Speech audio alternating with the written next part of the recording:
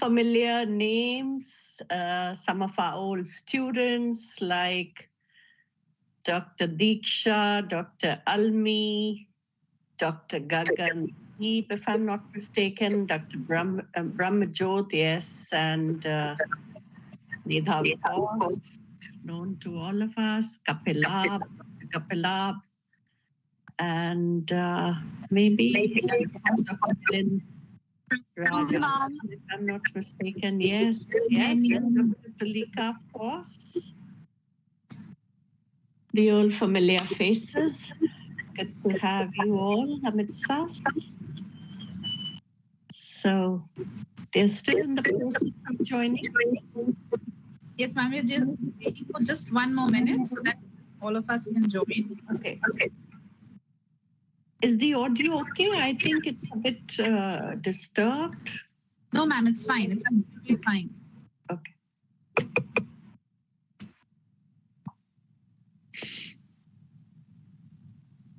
Was Medha there, Sugandha, when I was there last for the study, board of studies?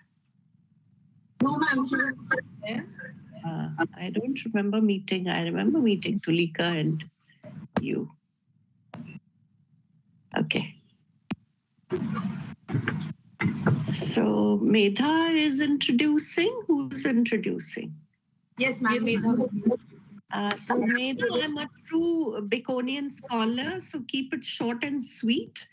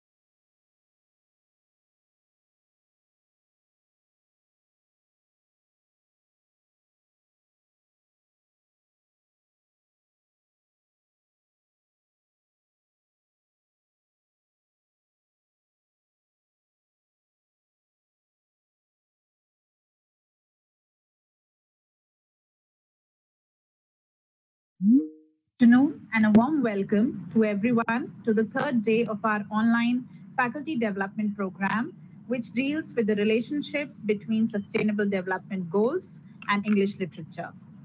Literature has for a very long time shown an interest in the mental mechanisms and perhaps especially so in the 20th and the 21st centuries.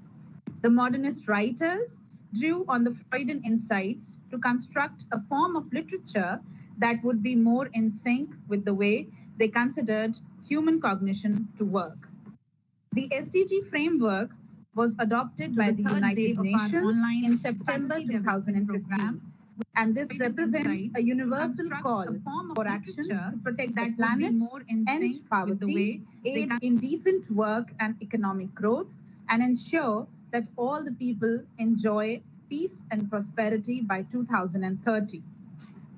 Our yesterday's session was on queer stories, studies in contemporary Indian literary and cultural texts by Dr. Anita Rajendran from Delhi University. She elucidated the concepts of queer studies and how it relates to feminism in literature and also in cinema. She also touched on the topics of homophobia, gender equality and fluidity in our society, and also how such narratives will be helpful in achieving our sustainable goals. Today, we have a session on the topics of the development of epic theater, influence of Karl Marx, Engels, and Bertolt Brecht, and the psychoanalytical theory, reconceptualizing Freud in cinema. According to Marx, it is not possible to make progress with reason and philosophy without improving the real life conditions. Epic theater, by using this feature of the Marxist theory, claims that existence can shape our consciousness.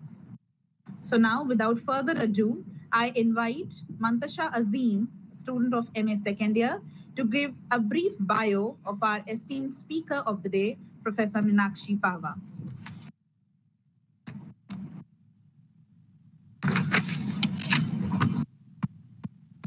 Good afternoon, everyone. Good afternoon, ma'am. Professor Meenakshi Pahwa retired as professor from the Department of English and Modern European Languages, University of Lucknow. Her research interests include Indian drama, folk theatre, climate change, film studies, disability studies, translation studies, post-colonial literatures, and English language teaching. A Mellon Fellow at Harvard University in 2017, a Fulbright Scholar at New York University in 2006, a Charles Wallace India Trust Fellow at Cambridge University. She is the author of 2 books, The Dramatic Art and Vision of Tom Stoppard and Alan Ayckbourn, Chasing the Comic Muse, both books published in 2007. Her translations of short stories and essays in literary criticism have been published in South Asia Review, Indian Literature, and Hindi language discourse writing. Some forthcoming titles of her translations of Hindi plays are Godse at Gandhi.com, published by Vani Prakashan, Ye Akash Mera Bhi Hai, and Ek Bekaran Ki Maut. Professor Pahwa is a voracious reader, an avid traveler, and a cinephile. She is fond of listening to music in any form and is passionate about the rich cultural heritage of the performing arts and textiles of India. Thank you very much for the generous introduction, and thank you, Medha. Welcome to each one of you. It's indeed a pleasure. I can also see Dr. Ashish Kumar, another very dear student of ours. Today, my topic is titled Development of Epic Theatre, Influence of Karl Marx, Friedrich Engels, and Bertolt Brecht. You would be wondering that has ma'am lost it? Does she not know that why and the use of preposition and? Because somehow we use epic theatre and Brecht or Brecht, whichever way you want to pronounce it, interchangeably. But certainly not. It comes with a sense of responsibility because Marx and his influence, and also to what extent Friedrich Engels had a role in Marx's life, is a point that I wanted to bring center stage. Of course, within the ambit and the time constraint today, it's humanly impossible to kind of encapsulate the entire humongous title and the voluminous body of work that they both compiled together. But this is merely sowing the seed, as all of you are young faculty who would, as I would use the Shakespearean phrase, spur the sides of your intent to explore, to ferret, and go on further to look into it and see different angles of excavating new areas of research for yourself as well as for supervision under your able guidance. So let me begin the topic for today. Marxism is commonly associated with politics or political economy, since many people subscribe to what in the Marxist tradition would be called, what we call within quotes, a reified concept of culture, which actually means the definition according to which literature could have little to do with politics or economics. It can come as a surprise to discover how much attention Marxist theorists have devoted to literature and art. The collected writings of Marx and Engels on literature and art fill 2 large volumes in the standard German edition, and references to and quotes from literary works abound in all their writings, whatever the subject. So very quickly, I will digress, as is my wont. Extensive use of Shakespeare, extensive use and citations of Wordsworth, Goethe, Marlowe, and you name it, and Marx has used in his writings. Marxism, the result of the lifelong collaboration of Karl Marx and Friedrich Engels, has been variously described as an economic theory, a revolutionary theory, a philosophy of history, and a sociology of capitalism. In recent years, however, it has emerged through the influence of such 20th Western Marxists such as Gramsci, Lukács, Althusser, Raymond Williams, Frederick Jameson, and Terry Eagleton, as an ambitious, comprehensive cultural theory, one that can account for literary creation or aesthetics in relation to what we call capitalist production and consumption, somehow always understood in a way in relation to history.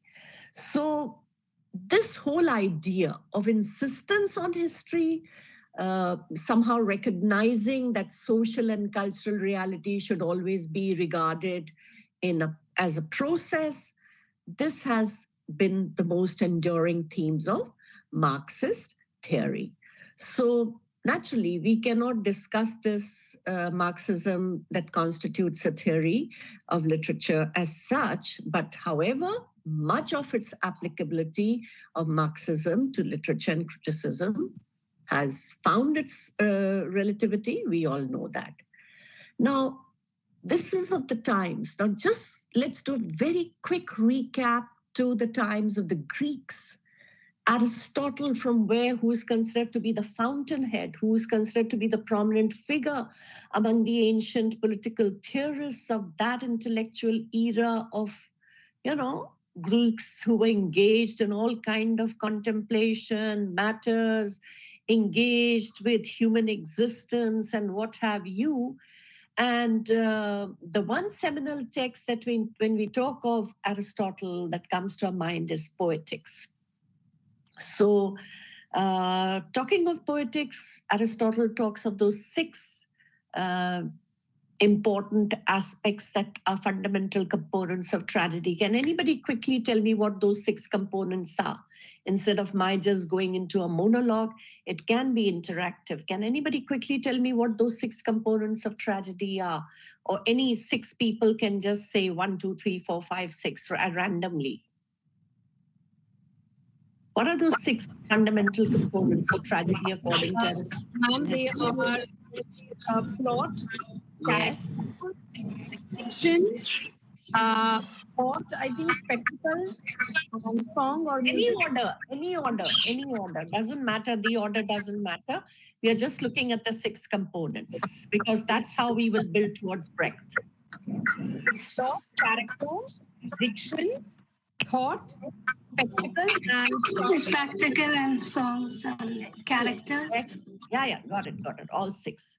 So these are the elements that considering, and Aristotle considered story the most important, isn't it? The plot, the most crucial component of any theatrical work. So theater, drama, and performance naturally have undergone a huge change since the time of Aristotle's initial, contemplations about this.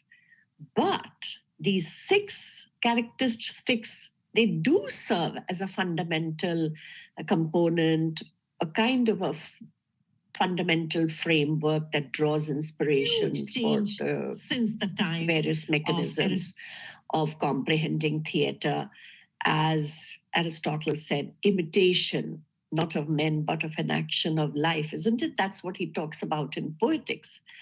Now, coming back again to Brecht, how is he different? Where is the divergence taking place? What is happening? Because we have to map from where we are coming, because At this point, again, I will take a quick digression. You see, this is the Eurocentric perspective that we are talking about right now, because obviously Marxism is also a European concept and political theory, but I must at this point, tell you that we have to be aware that there is a dramatic theory which predates, and we have to not forget about our own Natyashastra. Of course, the authorship and all that is a separate story to cook, because it's not a singularly authored. It is ascribed to Bharat Muni, but who all that again is not within the purview of our discussion right now. But then poetics and Natyashastra are two different aspects. One is the Eastern treatise on the Eastern dramaturgy, and Aristotle's Poetics is a bulwark and a framework on the Western dramaturgy. So in the realm of political theory and philosophy, this whole idea of the emergence of the dramatics works and understanding, they obviously were based on these pre-established convictions. But what was happening was Brecht, who was an eminent German playwright, he completely repudiates, he annuls, he kind of breaks free from this whole aesthetic, this dramatic aesthetics, in favor of cultivating a totally novel aesthetic that genuinely facilitates the audience's critical contemplation. And what is that critical contemplation, you would wonder? The critical contemplation of the societal origins of human affliction. What afflicts human beings? What troubles human beings? Because remember one thing, that when we talk of drama, drama is the written word and theater is, of course, the performative angle. No conflict, no drama. No conflict, no theater. So the afflictions are nothing but conflicts in different forms. Conflict could come from within. Conflict could be external in terms of an individual.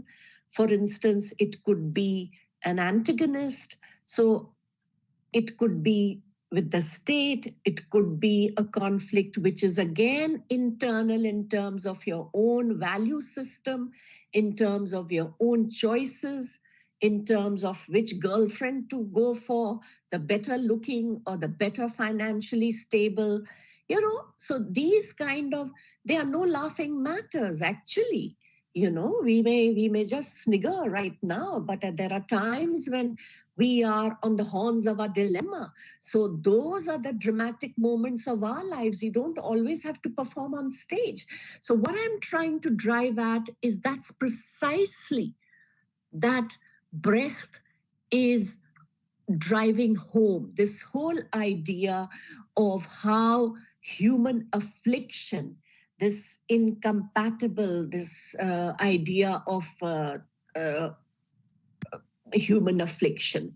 So obviously in this lecture, I mean, I hope to explicate how Brecht makes use of political writings by Marx in order to formulate his own concepts and subsequently establish the genre of epic theater, because it is not a kind of a eureka moment for Brecht. Let me tell you that, because there have been precedents. Germany already had pre-expressionistic theater already existing before the World War I. So it's not that Brecht comes and he breaks ground and he says, voila, as the Italians would say. No, nothing of the sort. And that is why I used comma and conjunction to say, because I wanted to impress upon the fact that this is a process. It's not some kind of a Parmanu bomb that comes into a Visfotak kind of an explosion and there it happens. No, it's a process. And of course, he perfects, and therefore he duly gets his due, which we have no quarrels with. He has earned that space, and we duly give him the credit. I will use the word alienation, but we know that Verfremdung's effect is the word that Brecht used for that, and he wasn't happy with the translation of it in English, as alienation effect, for want of better word. I would be switching off and on, but I also want to tell you that it was not a word that he was happy with. So he did write many essays on theater. Brecht did write many essays on theater, and his plays are included, but they're not included in the sense of the canon of political theorists. So, but they do demonstrate an implementation of Marxist concepts and a development of those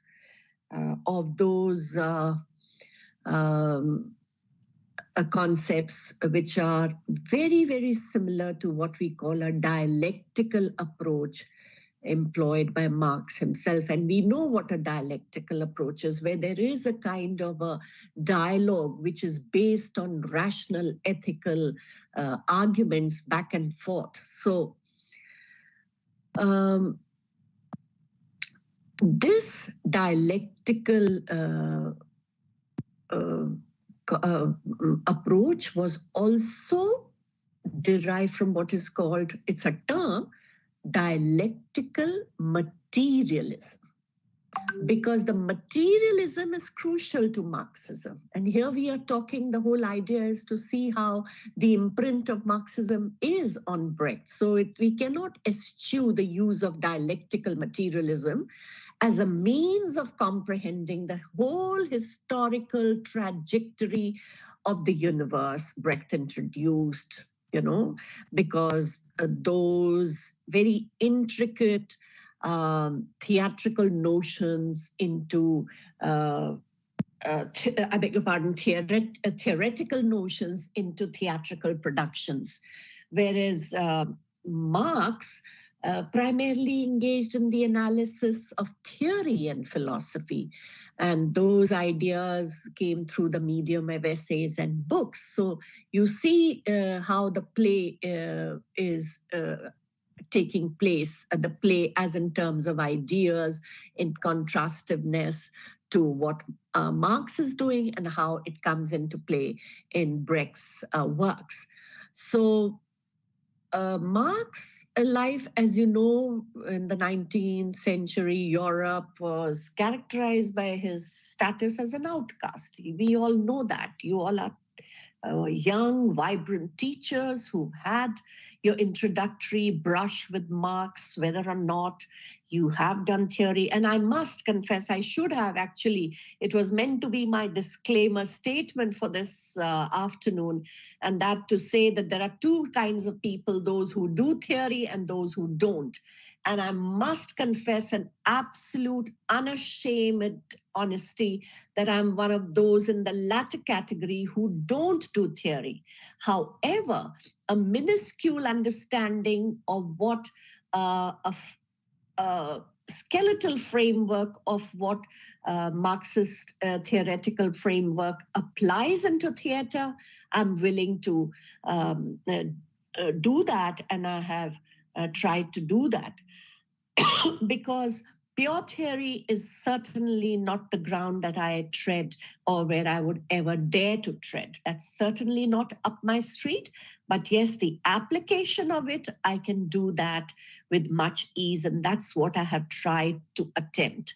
So the application part and how the Marxist elements come into play is now what I plan to undertake. And for that, I will be discussing two theoretical works of Bertolt Brecht within the theoretical framework of Marxist theory, and that which comes under the class struggle and alienation, which is obviously the Verfremdungseffekt.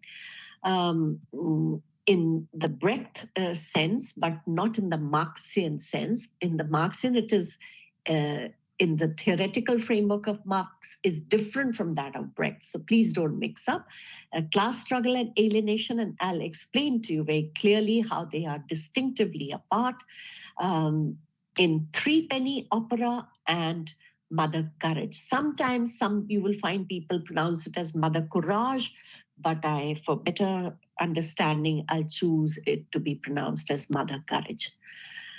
So the most influential part we've already established, and how his radical political ideas came into play.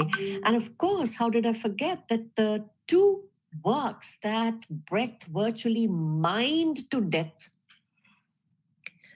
were the Communist Manifesto, which were just as those of you who are familiar with the Romantic movement and the publication of the lyrical ballads, how Samuel Taylor Coleridge and Wordsworth had collaborated on that document, that treatise that became a kind of a manifesto for Romantic poetry.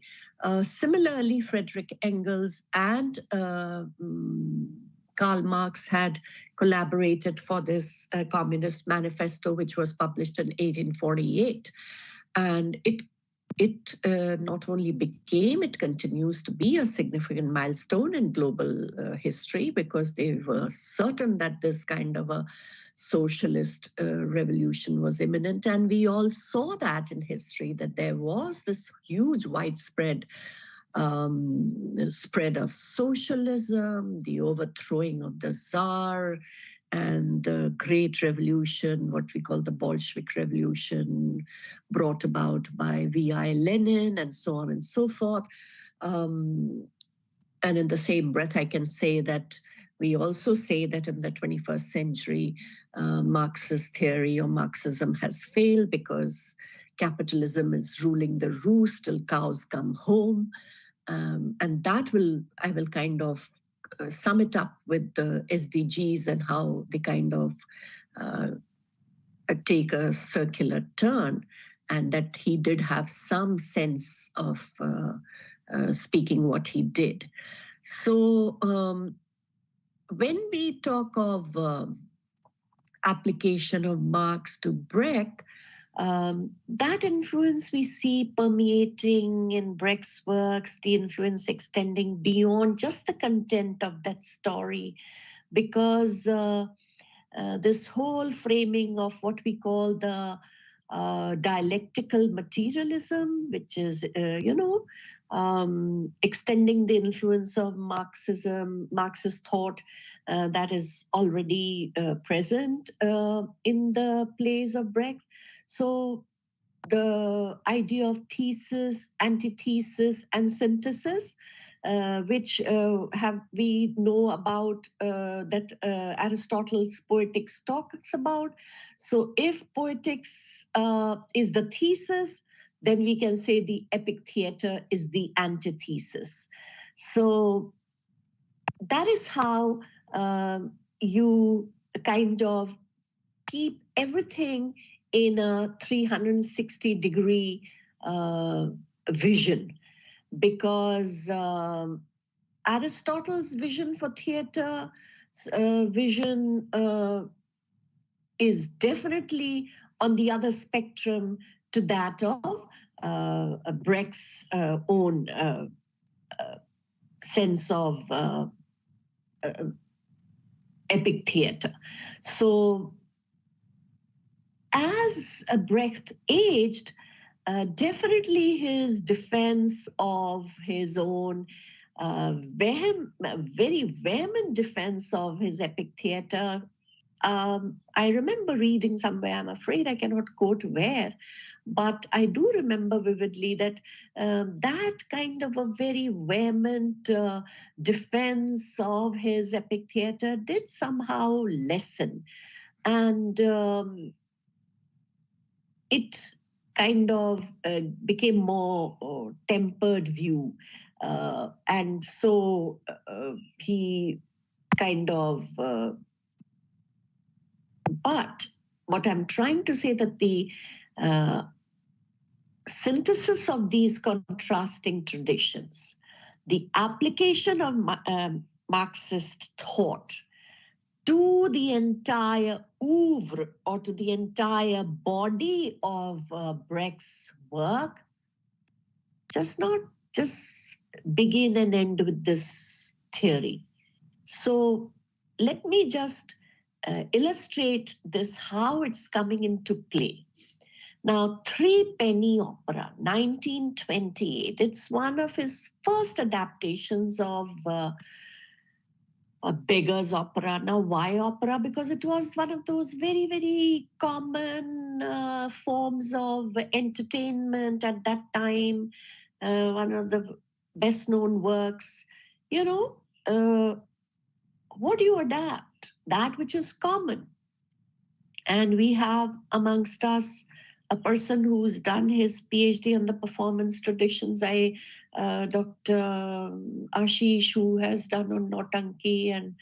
And so why was Nautanki so common during the pre-independence? It was used for propaganda. It was used, and even today, it is now being used as developmental theater. It has morphed in different forms. Why? Because the outreach, though it is kind of a dwindling, but it is morphing in another form. The folk forms are always connected to the roots, to the villages, to the villagers. So similarly in Germany. So he chose to connect to the opera, which was the most widely acclaimed forms of entertainment in the bourgeoisie society of those times. So the Three Penny Opera, Brecht chose the medium of opera, which was a typical staple German a form of entertainment, just as I told you, any other. I mean, why Nautanki? It could be a swang, it could be a terakuttu, it could be any form across the country. So Brecht in this play highlights two key elements of Marxist theory through the opera: a materialist understanding of human history and class struggle.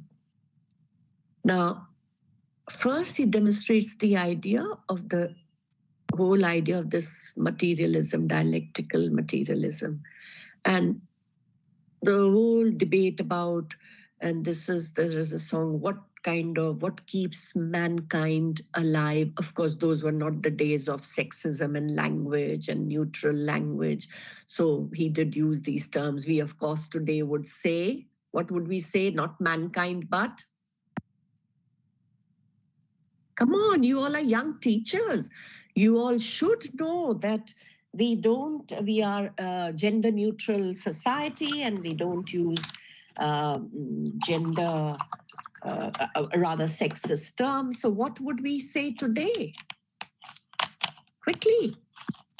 Humankind. Pardon? Humankind. Yes, Tulika, humankind. So in those days it was mankind. So I'm using that, not because. So this, there's a character called Mac the Knife, and look at the names of the persons that he has. So basically, I'll tell you, there's an echo. Could you do something about it, please? Just a second, ma'am.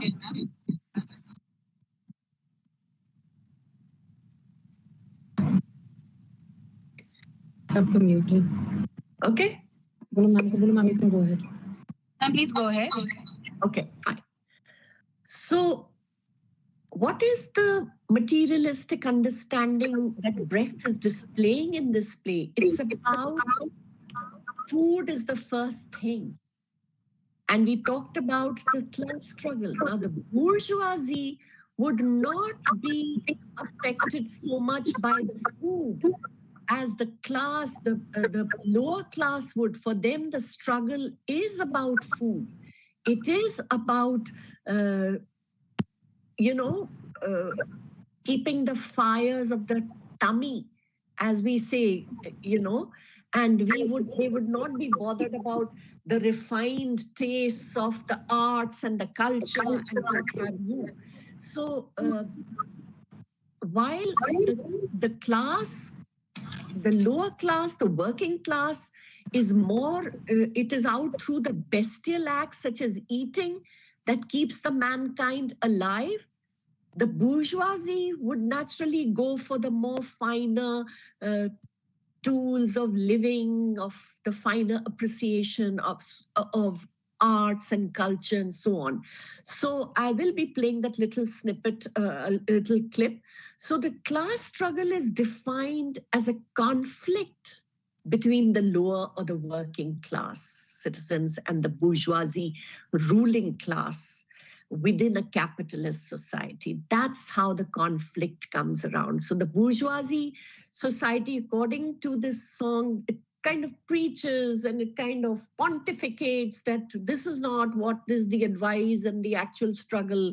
But the proletariat that goes through, we have read Chekhov, you have read Hardy, you have read so many other novels, you have read D.H. Lawrence, everywhere you have seen how you have read Dickens. How could we have forgotten Dickens?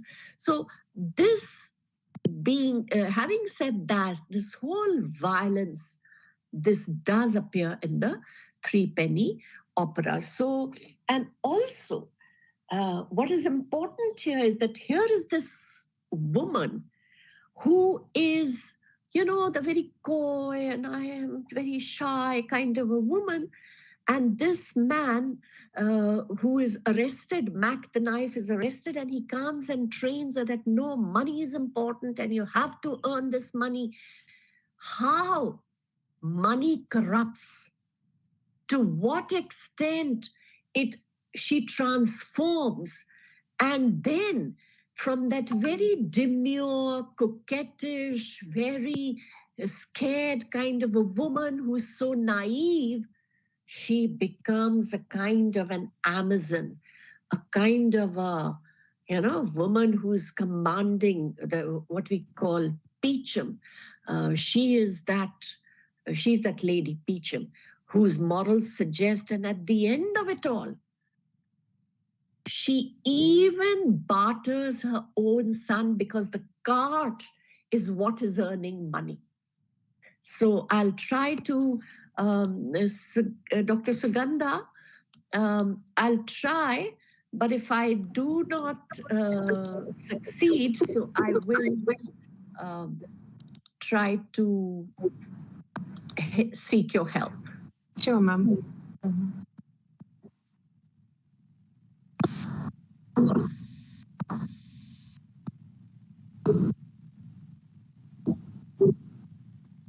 See the screen?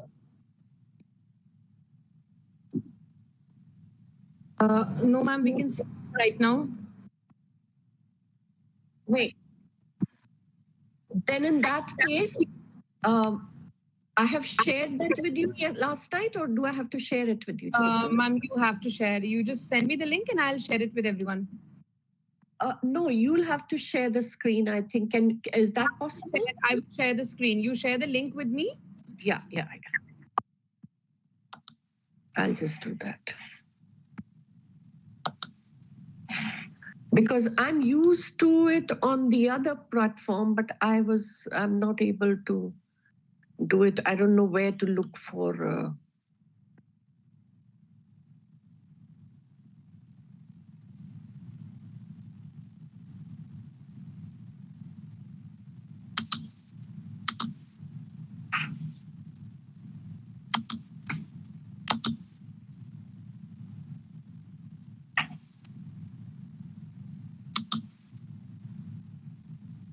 I just hope it opens.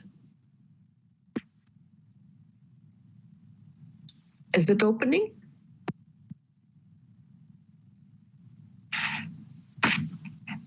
Just give me a minute, ma'am. I'll just check.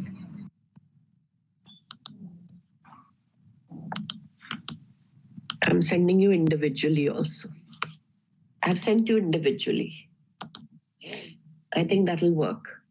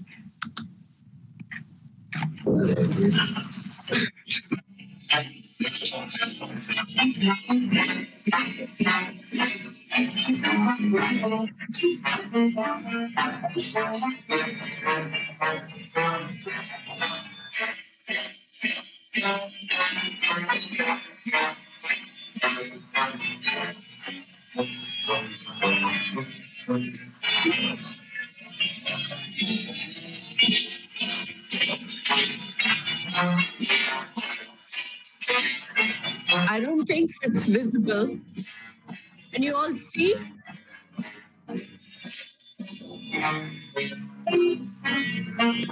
Not much, ma'am.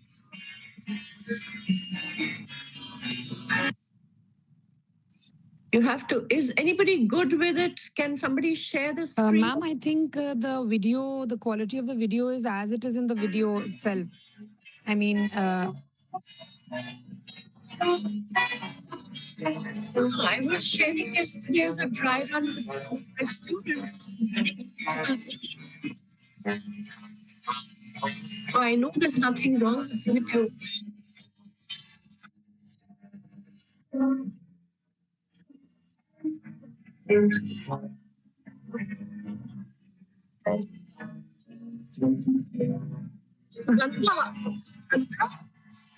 What you can do is just share it on the yes, ma'am. chat, and let somebody lead for us.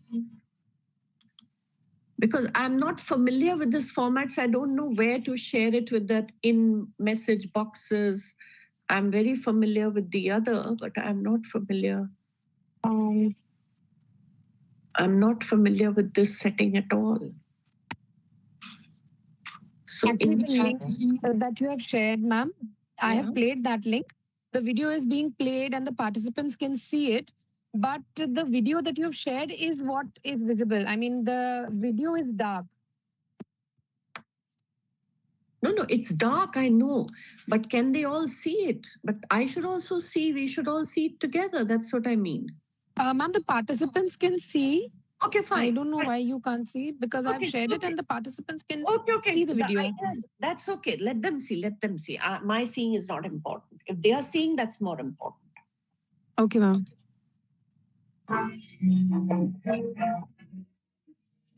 You are about to see an opera of bears. Since this opera was conceived in the splendor only a beggar could imagine, and since it had to be so cheap, even a beggar could afford it, it is called a 3-penny opera.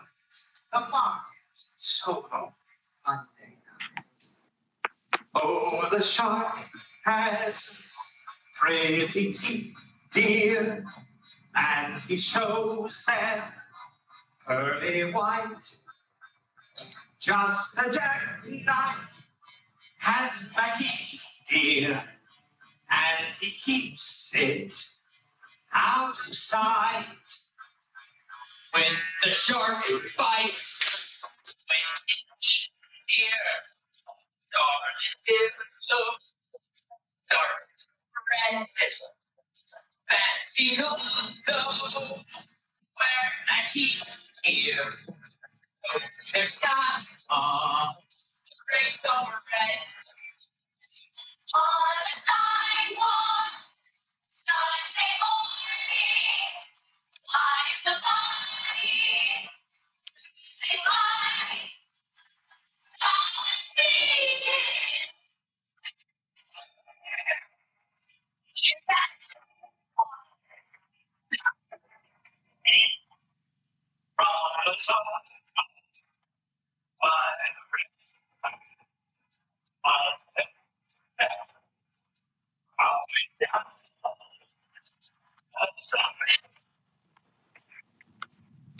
Thank you, Dr. Sugandha. So, why was it an opera? I have already explained to you. So, the whole idea of Peacham's insistence that beggars must give money, because this whole idea of dehumanizing, and we know that it's not something far away from the reality that we are facing in this globalized world where capitalism is ruling. This is a very, very microcosmic, because that is all that he could have then imagined. Now we are seeing it snowball into humongous proportions, isn't it?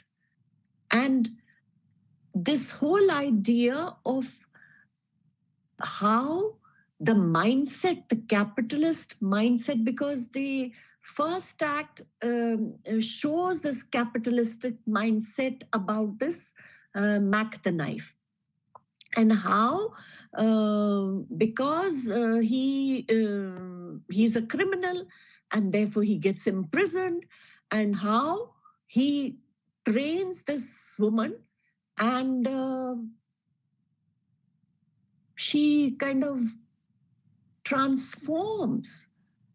What we say, she sold her soul to the devil. That is a recurring motive in his work. Money, enterprise, that serve as the main focus for Brecht in most of his works. And the blatant political overtones that you will find that come from this Threepenny Opera, it reinforces the portrayals of the effects of capitalism on society. And I'm not expanding on these parts, that I'll take up on the discussion during discussion time, but park these thoughts, to use Barkha phrase. And this whole capitalistic pursuit, that leads to these chorus, the whores, and everybody, to the beggars, and this whole idea that even she's willing to kill the man, So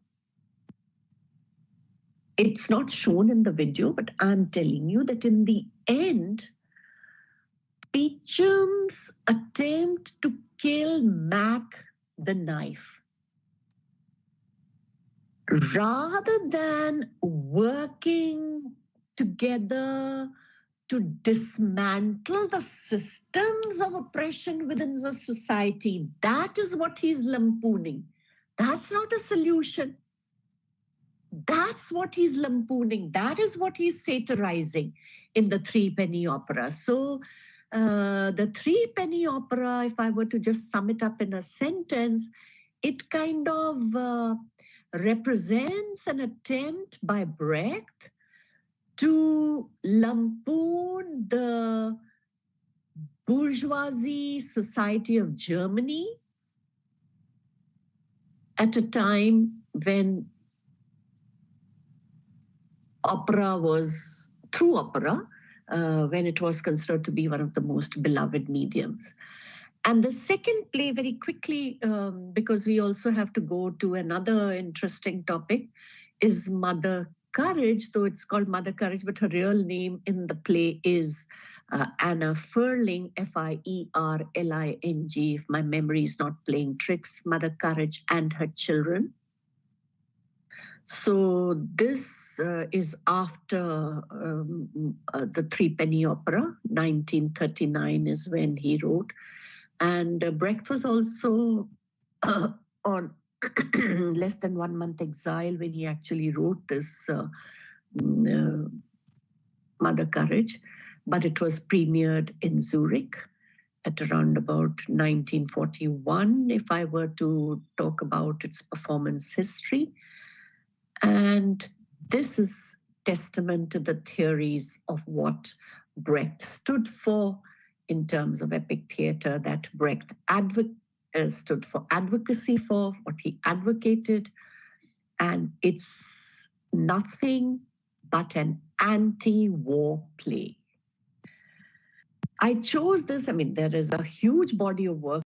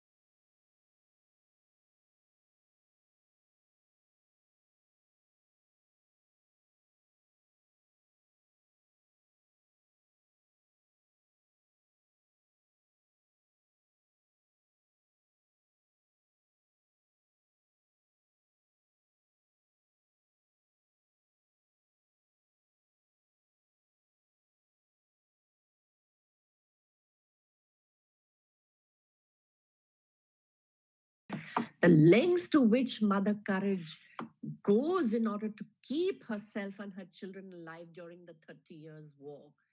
That's a very sad reflection of the pressures of capitalistic system.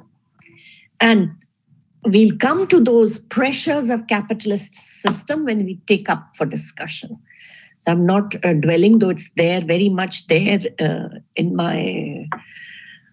So how all her motivations are centered on what can make her the most money and can give her the most benefit. Are you having difficulty? No, ma'am, it's started. Okay, fine. Ladies and gentlemen, Meryl Streep. When I was young, fresh as grass, and innocent any day, I'd fly away, one butterfly away. Not just a not me. My good looks, my talent, and my longing for a better life. If the soup was cold, or the meat they served me wasn't succulent back and wet, it's worth the wait for nicer things. All or nothing. Second best is no good at all. Everybody makes their own luck. I don't take orders from anybody. Birdsong from above. Push comes to shove, and soon you'll fall down from that grandstand and join the players in the band. To the left, that melody. Wait and see, and then it's all downhill. Your fall is God's will. Better let it be. But within a year, I would eat what I was served, and I learned to use my bacon medicine. 2 kids hanging around my neck. The price of bread, huh? Everything that takes out of you. I accepted that I only got the shit that I deserved on my ass or on my knees. I took it with it. You gotta learn. One hand washes the other. Your head's not hard enough to knock over a wall. Bird song from above. Push comes to shove, and you'll fall down from your grandstand and join the players in the band. Tittle out that melody. Wait, see. And then it's all downhill. Your fall is God's will. Better let it be. Many folk I know plan to scale the highest peak. My story's gone. To the victor come the spoils. Where there's no will. You can stop, please. Thank you for watching. So to conclude, what we have noticed is that this is not that which shows, but in the play, while she should have cared for her children, she should have prevented them from dying, rather than from mourning for them, she just continues to work. So what Brecht has shown very dramatically, very beautifully, is the alienation that a human being goes through, and that how human beings are trapped within the confines of a capitalistic society, and also an appeal for peace, because it was in the background of the 30 Years' War. So from this to that, they're completely different divergent topics that I have been assigned for today. And the other we now move on to is the psychoanalytical theory. There won't be much talking in this because I will be using illustrations and then we will go straight on to discussion, because I think that would be more fruitful. And whatever I need to say, I will explicate in that. When we talk of psychoanalytical theory, we know one name that comes to our mind, not in the case of Epic Theatre, where we had Gessner, we have Irving Piscator and things like that. But when we talk of psychoanalytical theory, we think of Sigmund Freud, the Viennese from Austria. And basically, it focuses and identifies about releasing the unconscious, repressed feelings, thoughts, memories, and desires that somewhere are clogged and are negatively impacting our lives. And now, more than ever, with memory studies being the area of academic interest, this becomes also interesting lens to study. So Freud, of course, believed that all thoughts, human behavior, everything was buried inside the unconscious, and that the unconscious was far more than the conscious mind, and that the conscious mind was just the tip of the iceberg, and the subconscious is like a subterranean mind where we don't know what is lying there. So how psychoanalysis, according to Freud, became a very important psychiatric tool, a treatment for emotional problems, and also for anything about repressed emotions that could help people deal with depression, anxiety, or any other mental health problems that could be, deeply entrenched inside the subconscious. We all know that if you don't know, let me tell you that according to the United Nations, the biggest threat in the 21st century will be what?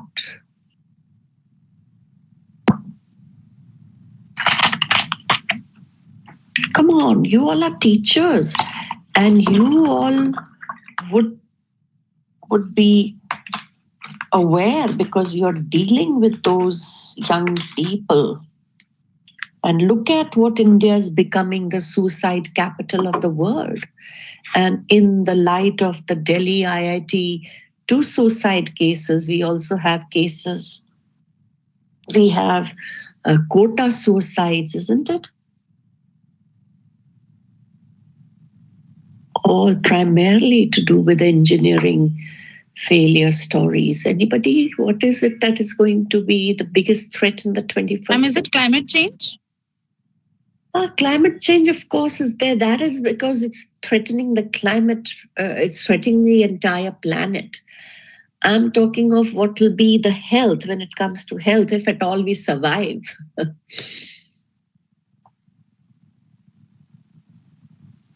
Is it mental illness? Excellent. Who said that? It's Pranvi this side. Excellent. Excellent. It is mental health issues that will be predominantly center stage, no other illness.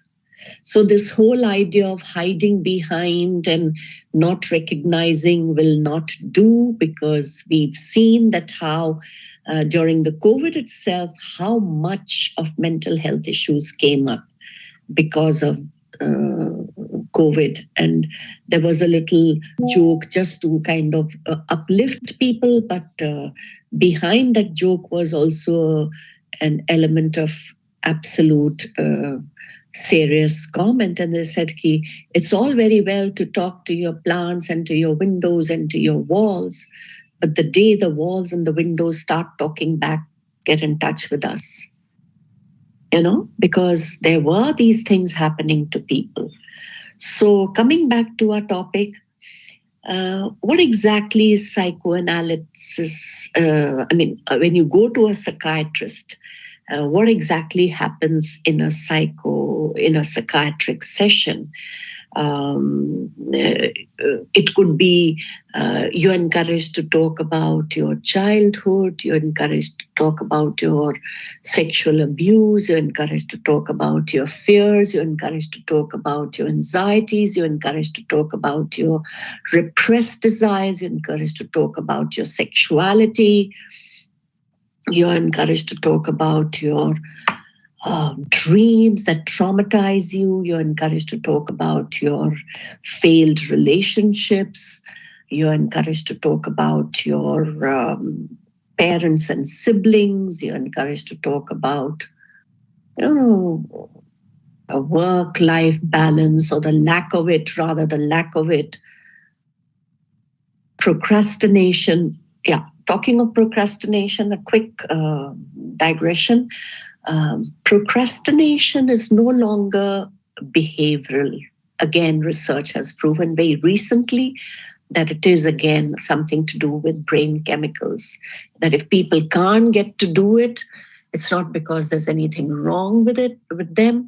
It's just that they lack that necessary motivational hormone to the drive to do it. So we must have more compassion. And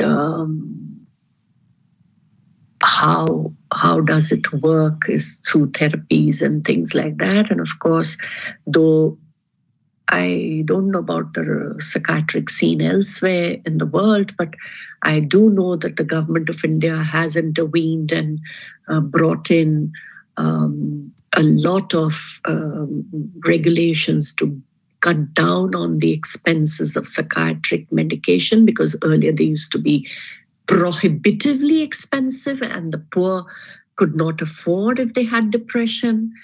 And clinical depression is a clinical condition. It has nothing to do with ki theek ho jayega, Devi ka naam lo, or go to exorcist or something like that. It doesn't happen. It's a clinical thing. And now you have not only in Hollywood, but even in our own film industry, celebrities coming out in the open, primarily because doctors, psychiatrists have requested them to come out, just as some gay people have come out to give strength to those, because there are people who are gay and closet gay and they also have psychiatric problem because they cannot come out. So psychoanalysis based on three things that Sigmund Freud talked about is that id, ego and superego. The id, we all know, and those who may not know, is to do with the primitive urges of a human being, the basic urges of food and whatever, what we call the primal needs. So it's not the ego that you and me understand, just we call in Hindi. I'm sure there are no foreigners that I cannot use Hindi terms. The ahem, but it's more the conscious, what shall we say, that which kind of that which meets the socially acceptable social needs. And the superego is something that represents which are more to do with ideals, to do with feelings, to do with parental and societal values. So all these three, they depict the kind of internal struggle most people undergo. And the psychoanalytical treatment basically brings about a sense of balance between the id, ego, and the superego. And Western psychology for years, for more than, for at least centuries ago, they were always talking about how men had to reject the closeness with their mothers, because if they were with their mothers, they were considered to be sissy. and they were considered to be mama's boys, and that they were not supposed to cry, they were not supposed to do this or that. And now we have advertising campaigns to show that it's okay for men to cry, it's okay for men to do things which were then considered to be sissy, because that's what research has proven us. And many writers, if some of you who may have read about John Updike and what's his name, John Cheever and all, they were the ones who were kind of known as well-known male writers who kind of drove against, who kind of wrote against this kind of feminization of male and what we call on the death of mothers and more on the grief of men and things like that. So but now there is, if I can recall, I will, but otherwise suffice it to say that somebody at the University of Berkeley, Professor Emeritus, doesn't matter, it's not germane to a discussion. He has made he's done some excellent study about this whole idea of stigmatized mama's boy, and how it is a negative stereotype, and how men don't have to psychologically separate from their mothers. And who ridicules them first when women get married to their husbands, and if the husband goes running, this is kya hai, ammi ke butru ho kya, that kind of a ridiculing, and then suddenly he feels conscious. And if we care, and if we really care for the man in our lives, why should we ridicule him for running to his mother? Don't we want our brothers come running to our mothers? So this kind of a dichotomy that we women develop in our psyche is something that we need to iron it out within ourselves as well. And similarly for the Oedipal complex as well. So talking of the Oedipal complex, Sugandha, have I given you the complete, I think it has that. Yes, ma'am, I have it. Ma'am, you want me to share? That on that psycho thing? Is that the one which has the psycho? John McCain, the Vincent Starry Night thing? Okay, wait. I just want to, I'll send you, because I don't know where that is. It was in my, just a minute, please.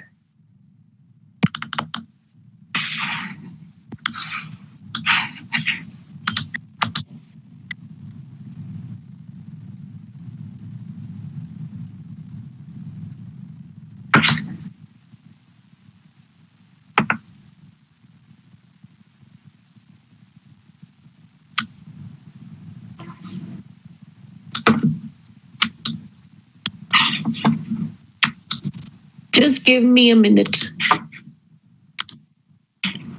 Yes, ma'am, take your time. One thing which was my fault, when we did that dry run, we should have run through this as well. We will play that, but I'm going to give you one clip, and that is to do with, so because you're talking of the mothers, and how, so this is a phenomenal classic, what is called as the shower scene in Alfred Hitchcock's film.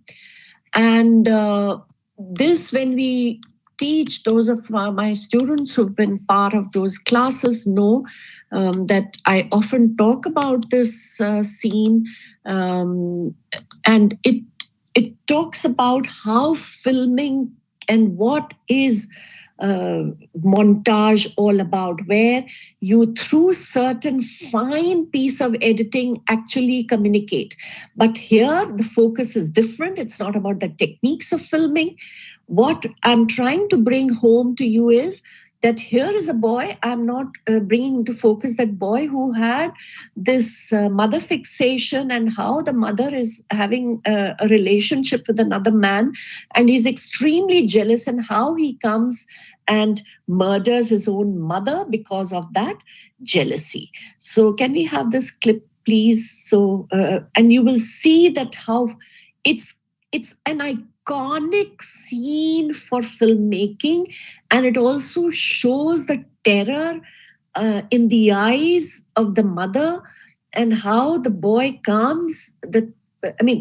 Alfred Hitchcock has established his genius as a filmmaker. The less said, the better.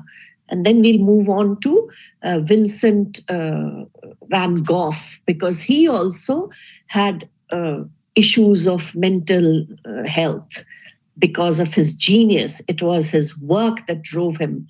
He lost his mental balance. Yeah, please.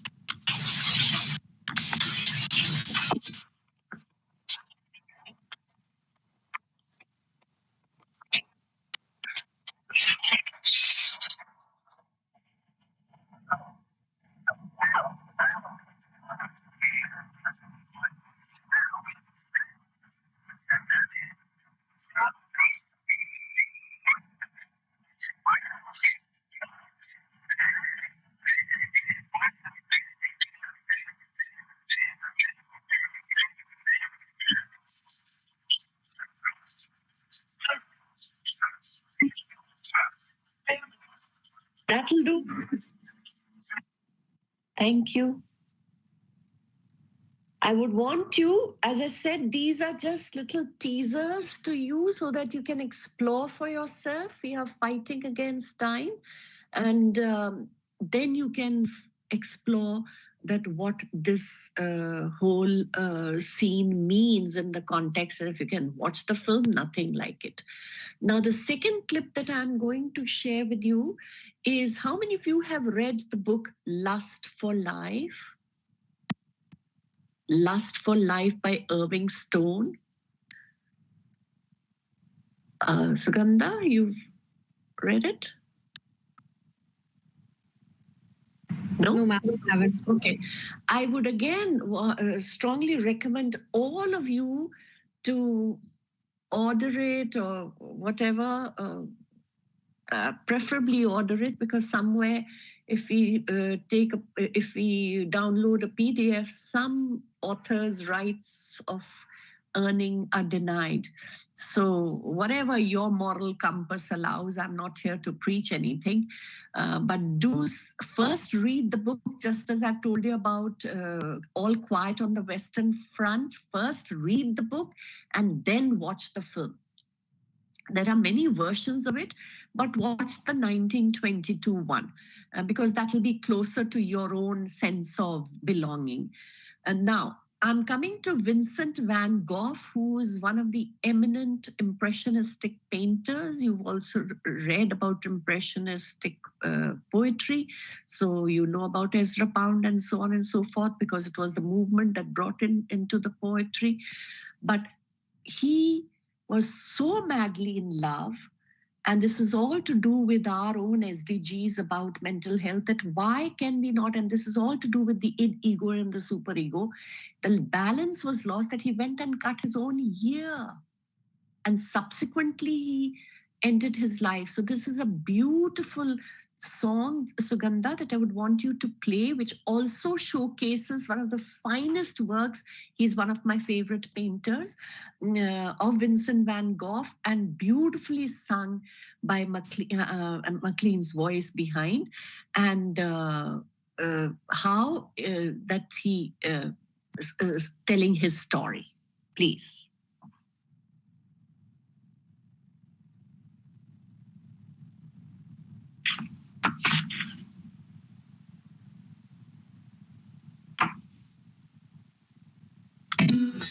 With eyes that know the darkness in my soul, shadows on the hills, sketch the trees and the daffodils, catch the breeze and the winter chills, in colors on the snowy linen land. Now I understand what you tried to say to me, how you suffered for your sanity, how you tried to set them free.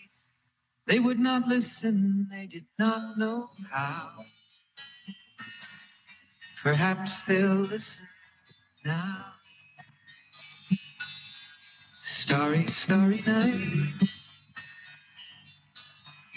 flaming flowers that brightly blaze, swirling clouds in violet haze, reflect in Vincent's eyes of china blue, colors changing hue. Morning fields of amber grain, weathered faces lined in pain, are soothed beneath the artist's loving hand. Now I understand what you tried to say to me, how you suffered for your sanity, how you tried to set them free. They would not listen, they did not know how. Perhaps they'll listen now, for they could not love you, but still your love was true. And when no hope was left inside on that starry, starry night, you took your life as lovers often do. But I could have told you, Vincent, this world was never meant for one as beautiful as you. Starry, starry night, portraits hung in empty halls, frameless heads on nameless walls. We can stop. Eyes that watch the world and can't forget. Now, we'll take up the cue from the lyrics of this song. Perhaps they never will. About understanding. And that we take a jump to recently, popular Hindi cinema has responded extremely well to sensitive subjects of mental health, and no more of,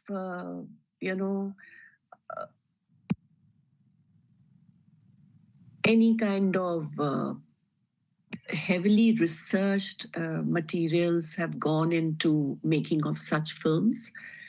And how many of you have seen, can I have the raise of hands, Dear Zindagi?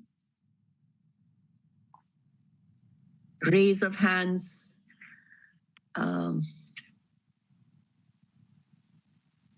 Okay, very good. Excellent, wonderful. So what was the film? Where was the trauma? Why did she land up at the couch? So that scene where she says, I'm going through therapy. Dr. Sugandha, could you just play that?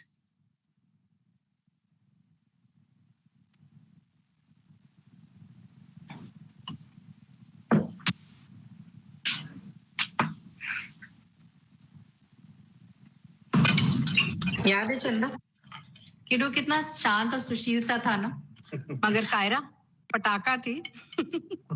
अभी भी वैसी की वैसी है। पटाखा correct कहा, और मेरे साथ तो सबसे ज्यादा गुस्सा, मुंह बनाना, चिढ़ना। तुम बच्चों को जरा सा भी अंदाजा नहीं कितना टफ काम है एक पेरेंट होना, एंड इट्स नेवर एंडिंग। कभी खत्म ही नहीं होता। Once a parent, always a parent. No छुट्टी। क्यों आशु? All parents should be awarded a Padma Bhushan. I love the food. Yeah, nice. तो खत्म कर दो ना, just end it. क्या? पेरेंट होने का काम खत्म कर दो ना। बच्चे पालना इतना टफ काम है तो just end it ना, just end it. किसने कहा है पेरेंट्स बने रहने को? किसने कहा है? एक तो काम ठीक से शुरू नहीं किया और फिर I don't understand क्यों कंटिन्यू किए जा रहे हो? Just end it. Put an end to it. जब बच्चों को आपकी सबसे ज्यादा जरूरत होती है तब आप आराम से छोड़ के चले जाते हो और फिर पूरी लाइफ ऐसे कंप्लेन करते रहते हो कि मुंह बनाती है, ये करती है, वो करती है। बच्चे पैदा करने का आइडिया किसका था? आपका, करेक्ट? और फिर जो चाहा उनके साथ किया, whatever you wanted, okay? और फिर ब्लेम भी हम पे ही डालते हो। And you say tough है? What do you mean by tough है, man? Tough है my foot?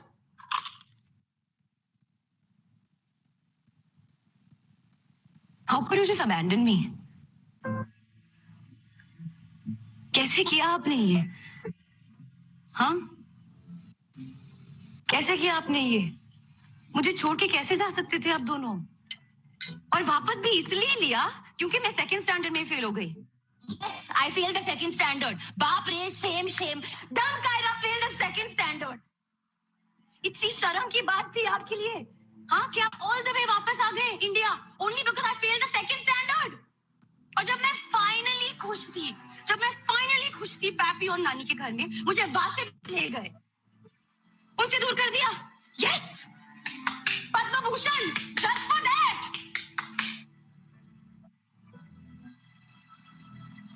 और एक पटाखा, actually बॉम्ब है मेरे पास।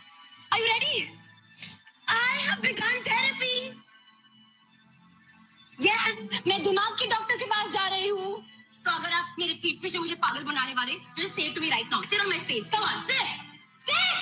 I'm crazy. Cuckoo. Stop. Mad. Stop, please.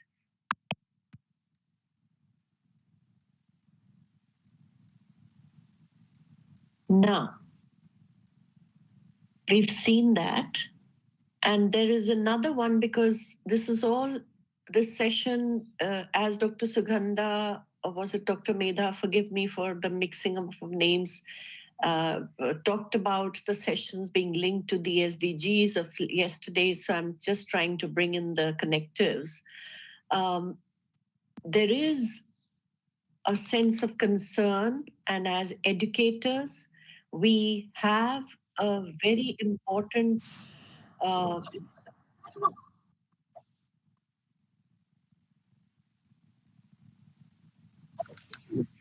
sorry, this was another film. Have a sense of shame when there is an issue of a psychiatrist to be seen. We want to shove it under the carpet. It is not something that has to be confronted. It is something that has to be shoved and shoved and shoved to the extent that it becomes a mountain hill. Why? Because of the stigma. And the stigma, I would say, maybe some minuscule degrees lessened, but not yet. Because there were times when people used to hide the diabetes. Does anybody hide the diabetes now? No. There were times when people hid their cancers. Does anybody hide the cancers now? No.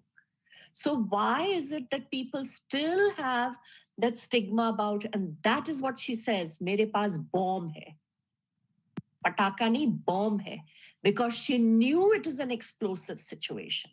She knew that this is what is going to cause them to think about that she started seeing a therapist, that she started seeing a psychiatrist, not a therapist.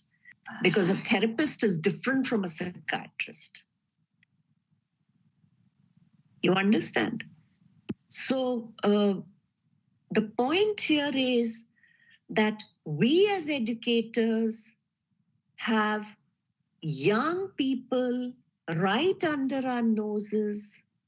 How much are we stretching our limits beyond our call of duty?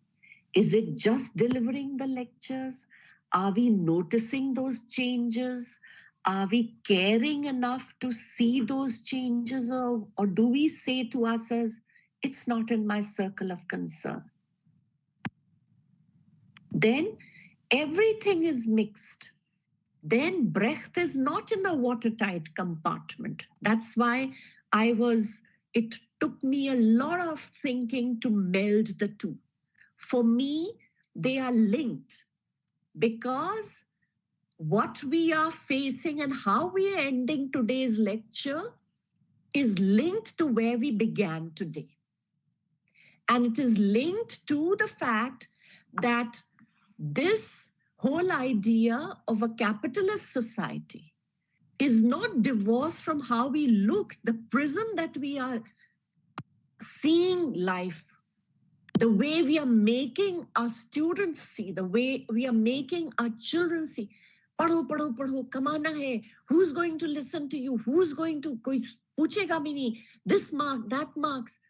As though the value of human being is reduced to just numbers. We stop caring for our own children. So there are layers and layers. We can only deal with this part and no other at this point when we have a constraint of time. But I'm just trying to unravel the threads for you to pick up in your classrooms, to pick up first and foremost in your familial surroundings. Because charity begins at home. Sensitivity praxis begins at home. You can't be a caring teacher and be a, insouciant mother and a parent. So it has to begin from home. Everything is linked. If we think that climate change has nothing to do with us, and what can we do? Hum kya kar sakte hain? We are not Medha Patkars, no quarrels with that. We are not Sundarlal Bahugunas, we are not Pachoris, no quarrels with that. But in our own spheres, we are our own warriors. And in our own spheres, we are comparable to that little light that is lighting up on your computer screen that tells you that your camera light is on. Just that much. If each one of us is that much of light in this country, then do you realize what that means? 148 billion plus and still counting. That's the whole idea. And therefore, to me, and it has always been, and I can vouch, and they are there to vouch, fortunately, that teaching is not separate from what you are as a human being. Isn't it? So with this, I close because there's enough to discuss. And it's very difficult to shut up a teacher. But then I have to put a full stop, because we need to carry on the discussion, and I'm looking forward to it. Because we'll pick up the threads for the psychoanalysis. That's why I kept to the clips so that we could pick up the discussions. Yeah. Thank you so much, ma'am. It was truly invigorating. It forced us to think in many different unique ways that probably we did not think before. Now we are going to have a question and answer session now. So I hand it over to Shreyas Raghuvanshi. He is going to put up the questions that have been put forward by our participants for the day. Sure. Looking forward to it.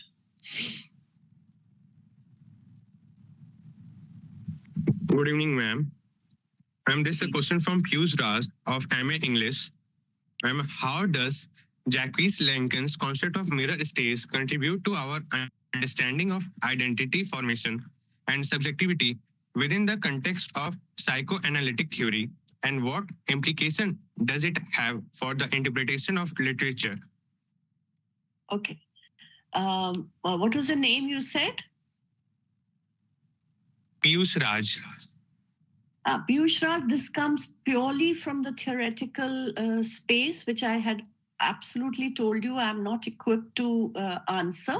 It is not within my field of expertise. However, as a layperson's response, I can tell you as I see it. You see, this is the Lacanian concept of understanding of psychoanalysis. In fact, I should have mentioned it, that there are these post-Freudian issues, the ideologies that took apart. And today, Freudian psychoanalytical perspectives theories have been debunked, because people have taken and found that everything is not as Freud had stated, that everything does not rest on sexual problematics only, which primarily was the premise on which psychoanalysis is based. That is why he talked of the anal and the phallic and so on and so forth.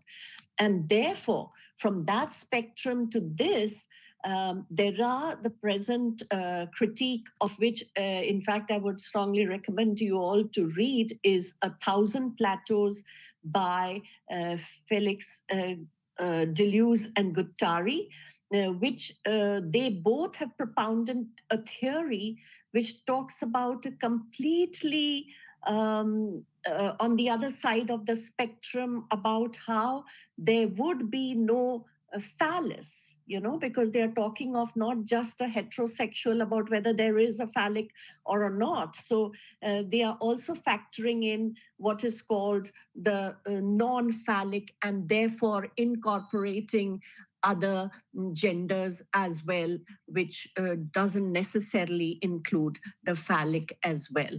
So this, as I said, is not within the expertise area, but I can give you an overview of what psychoanalysis has come from where to now.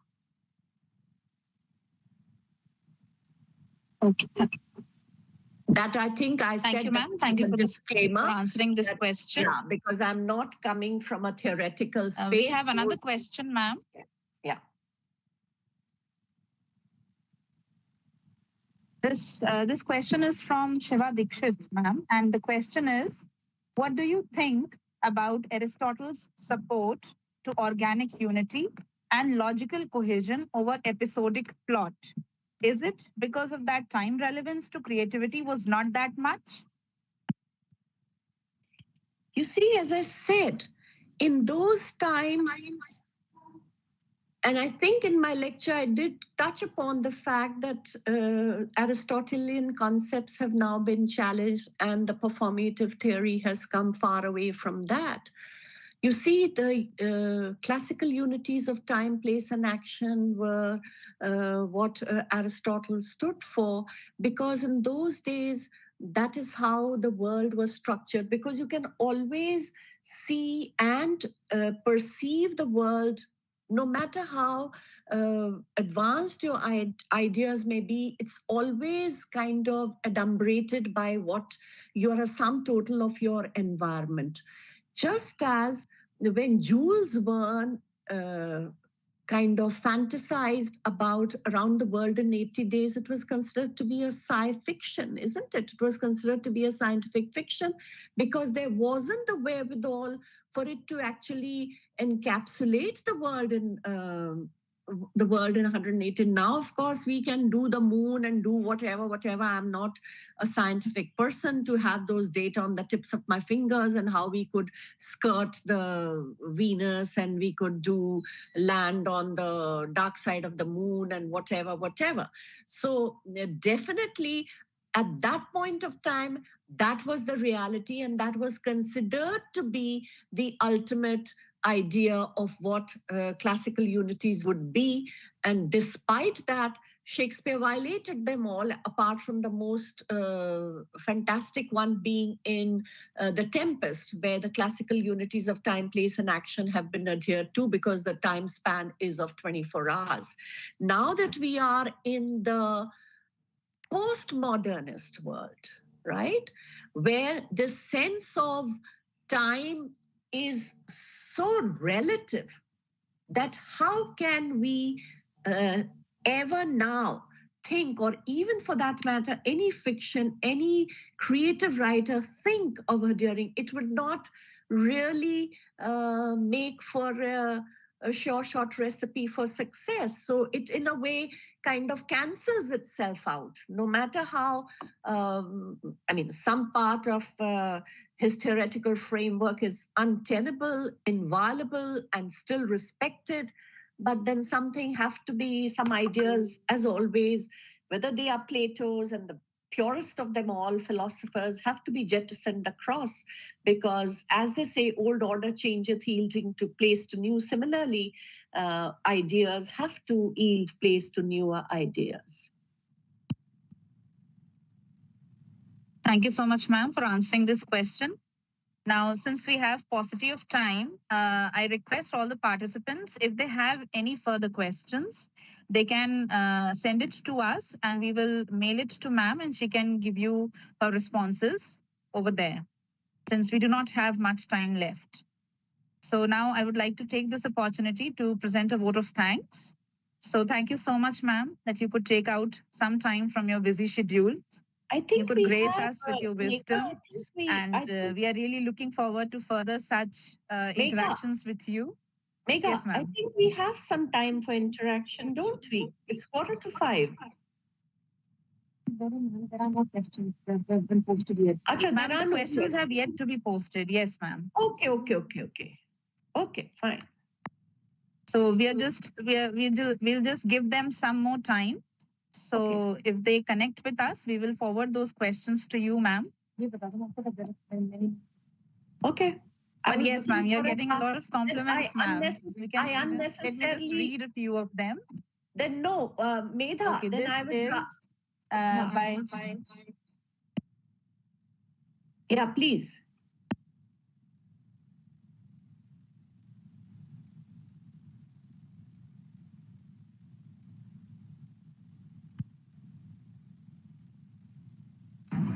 Can't hear you. Okay, ma'am. Ma'am, this one is by Dr. Diksha Sharma. She says that this is an enlightening lecture and it is always a pleasure to listen to you. The next one we That's- Thank you, Diksha. That's not a question. That's a comment. Thank you for your generous comment. I have many compliments for you. You should listen to a few of them. I can't. I'm not very good at technology where I could have read them all. But I'll read them out to you. Okay. The next one we have from Kamya Pragya, and she says, "Oh, how mesmerizing she is! The way she is observant of art and its implications, and concerned about the society's mental well-being. The sense of responsibility in her tone and empathy for others as an educator. I am greatly moved by her humanity, and this session would always stay with me. Thank you, ma'am."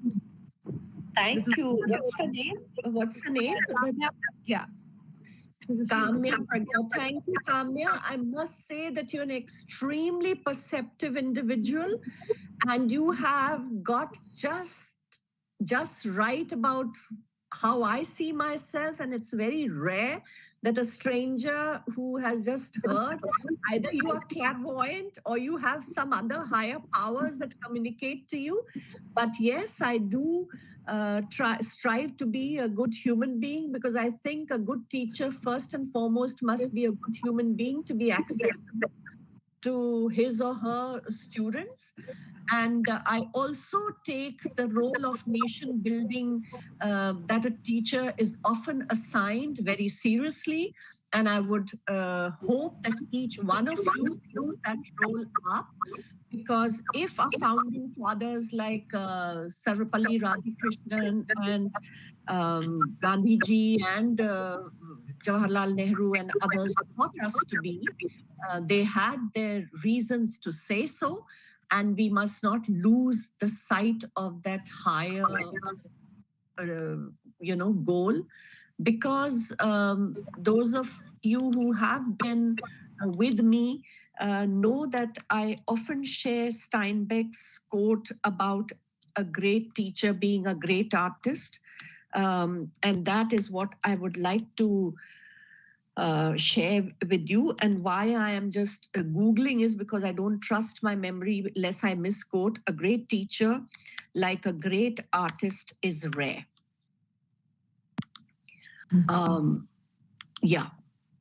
So I'll share with you, this is a quote that has driven me, and I will reach out to each one of you that if any one of you finds it in any Upanishads or any other scriptures in Guru Granth Sahib or wherever, or in Quran or in any other religious, or in Zoroastrianism or any other book, I would be happy to know other sources, because I know that Steinbeck is a 20th century writer. I'm sure this great thought goes far, far beyond the millennia. So I quote John Steinbeck, the Jewish American writer, who has been the guiding light for my teaching career. And I quote, "I have come to believe that a great teacher is a great artist, and that there are as few as there are any other great artists. Teaching might be the greatest of the arts, since the medium is the human mind and spirit," unquote. So that is what we have at hand. And how can we treat it as just another job? It's certainly not just another job. And to those, and to with due respect to Bernard Shaw, who said those who can't teach, I'm sorry. I chose teaching by choice. It was not by default. I gave up my prelims because I felt that that was not my calling. I thought that teaching was far more nobler, and I have never, ever looked back. Because you are your own master, you have your own laboratory, and I've already given you what laboratory you have. Provided you have earnestness of purpose and you have sincerity and dedication, there will not be a single moment that will be dull. And when I superannuated, I never felt that I had worked a single day, because there was, somebody said, "Ab kya aap padhayenge, thode ab itna padha liya, ab kya padhayenge?" I don't feel bored because there has not been a dull moment. Why should I feel bored? I think I am best at it, so I will continue to share. I don't say continue to teach, because you can't teach people. You can only share what little you know. Because here too, I rely on Isaac Bashevis Singer's quote, and it is, "Knowledge is a little island in a great ocean of non-knowledge." I'm not saying quote because it could be vast. I don't know what the exact words are. Knowledge is a little island. Let me check. Knowledge is a little island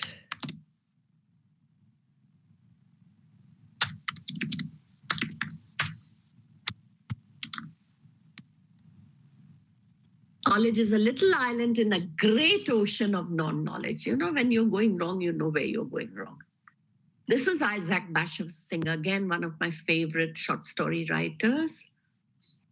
So again, a small sharing that never be complacent about your knowledge. Think of Isaac Bashevis Singer.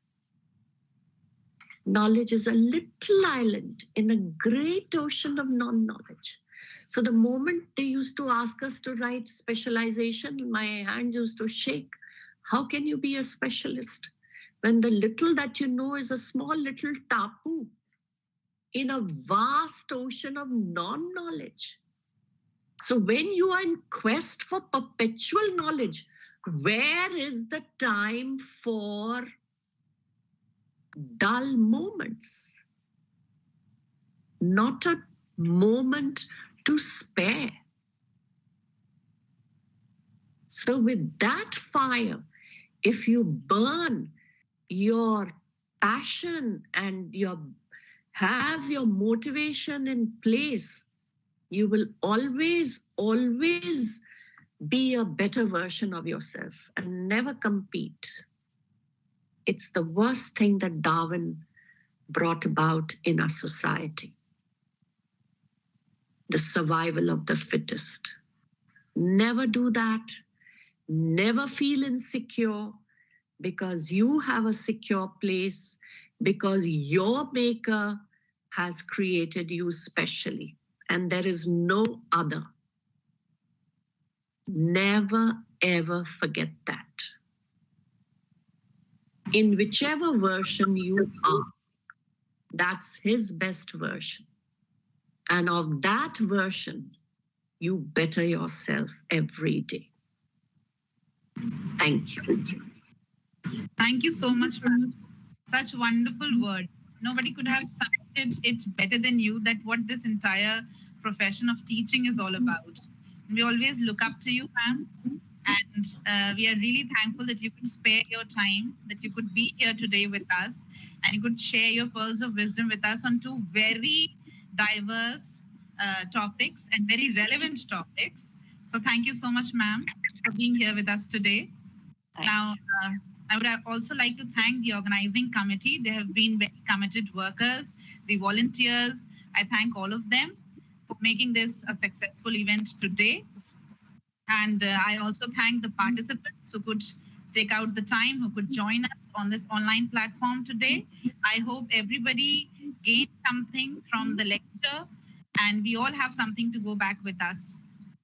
We have food for thought now, and now I would like to conclude saying a big thank you to all who are present here.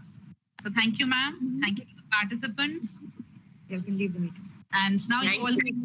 Thank you, Medha. Thank you to Sugandha. And last but not the least, thank you to Professor Rakesh Jain for throwing this challenge at me. And I'm so much happier because I'm richer by this experience. And I first said, no, I'm not going to do this. Then he said, no, you can apply it. So then I said, yeah, application part, I'm okay. Theory, certainly not. This is not my area at all. But I'm glad I listened to you, and I'm glad you trusted that I could do it. And I'm richer by this experience. And thank you for all of you for having spared your time. And I hope that there are some takeaways for each one of you. Thank you. Absolutely, ma'am. Thank you, ma'am. All of you can now leave the meeting. The participants, please note that the feedback link has been pasted in the chat box. So please kindly fill the feedback form, and after that you can leave the meeting. Thank you, all of you.